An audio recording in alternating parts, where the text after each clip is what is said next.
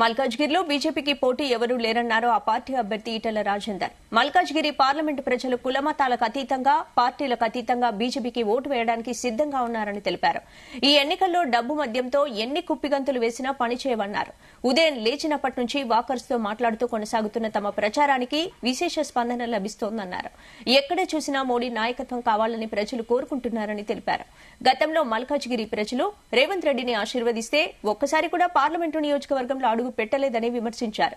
తెలంగాణలో అధికంగా పార్లమెంటు సీట్లను బీజేపీ కైవసం చేసుకుంటుందని ఈటెల ధీమా వ్యక్తం చేశారు.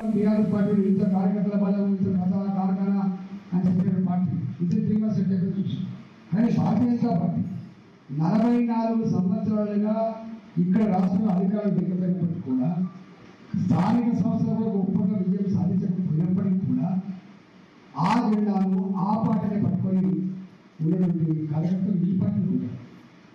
ఇంకా గమనాన్ని జరిగే నాకు కొంతమంది మల్లికార్జున పిలిపించి ఒక 95 మంది పాత నాయకులు వాళ్ళు ఏం కోరుతుంది సార్ అన్న, ఇంత గొప్ప వాతావరణంలో దేశాంతా మోడీ గారిని గెలిపించుకోవాలనేటువంటి ఒక మంచి వాతావరణం వచ్చింది.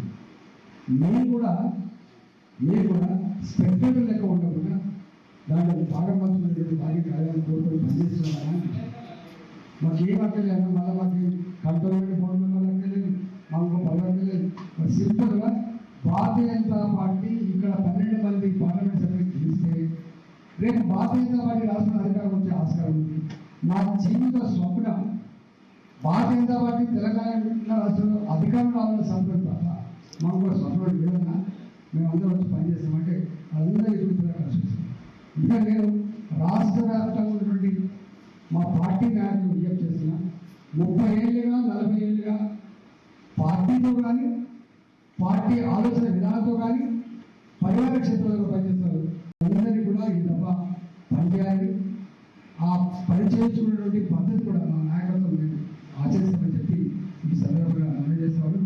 ఈ తప్ప మల్కాజ్గిరి పార్లమెంట్ అయితే ఎవరికి డిఫైన్ కూడా ఇవాళ మనం చూస్తున్నాం. బీఆర్ఎస్ పార్టీ ఇంత కార్యకర్తల బలం, ఇంత మసాలా కార్ఖానా అని చెప్పిన పార్టీ ఇది 3 months చెప్పి చూసాం. కానీ భారతీయ జనతా పార్టీ 44 సంవత్సరాలుగా ఇక్కడ రాష్ట్రంలో అధికారులు దిగబడినప్పటికీ కూడా స్థానిక సంస్థలకు ఒప్పందం విజయం సాధించకపోయినప్పటికీ కూడా ఆ జెండాను ఆ పార్టీని పట్టుకొని ఉన్నటువంటి కార్యకర్తలు ఈ పార్టీలు ఉంటారు. ఇంకా గమనాన్ని